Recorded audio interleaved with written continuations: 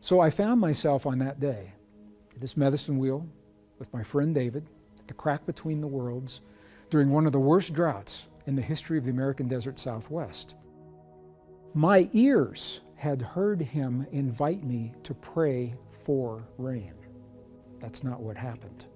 And without the understanding of the previous episodes, what I say next probably wouldn't make much sense. But we have the benefit of those episodes, so let me now share with you exactly what happened, because I wasn't prepared for what I saw next. My friend David, he sat in the dirt next to me. He unlaced the shoes of his old work boots, and he stepped into the medicine wheel with just his naked feet on the ground. And he closed his eyes. He created a prayer, mudra, in front of him just for a few seconds. Just for a few seconds. And then he turned around and he looked at me. And he said, "I'm hungry. You want to go for lunch?" And I said, "Well, sure." I said, "We can go for lunch." But I said, "I thought you invited me here to pray for rain." And this is when he turned and looked at me. And what he said changed my life. It changed my perspective and the way I think about my relationship to the world. I'm going to share it with you. Maybe it'll change yours as well. Here's what he said. I said, "I thought you prayed for rain." And he said, "No." He said, "If I prayed for rain, rain could never happen. Because the moment we ask for something to happen in this world, in the asking for, we are affirming that it does not exist now." And we invite you to think about that.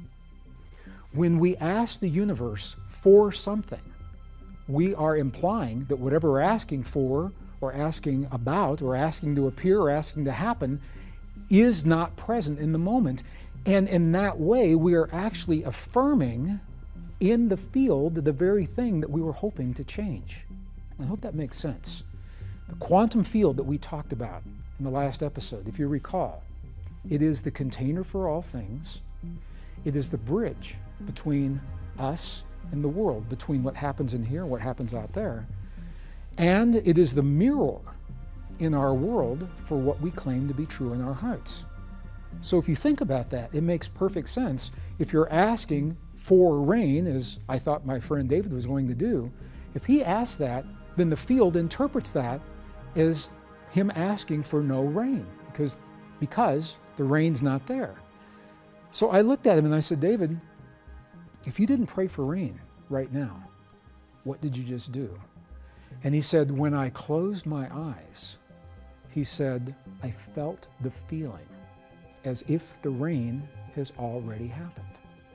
I felt the feeling of what it feels like," he said, "to stand in my Pueblo village with my naked feet in the mud. And the mud is there because there's been so much rain." He said, "I smelled the smells of what it smells like when the rain rolls off of the earthen walls of our Pueblo homes." He said, "I felt the feeling of what it feels like when I walk through the fields of corn that are this high against my naked chest, and they're this high because there's been so much rain." He said, "I felt the feeling of what it feels like when my prayer is already answered. And then I gave thanks for what has already happened." He said, "In those few seconds, I felt the feelings and I gave thanks for the rain that has already occurred." This is a very, very powerful story to me, and it illustrates a quantum principle, because there is a huge difference between working toward an outcome and beginning as if the outcome is already present. I invite you to think about it.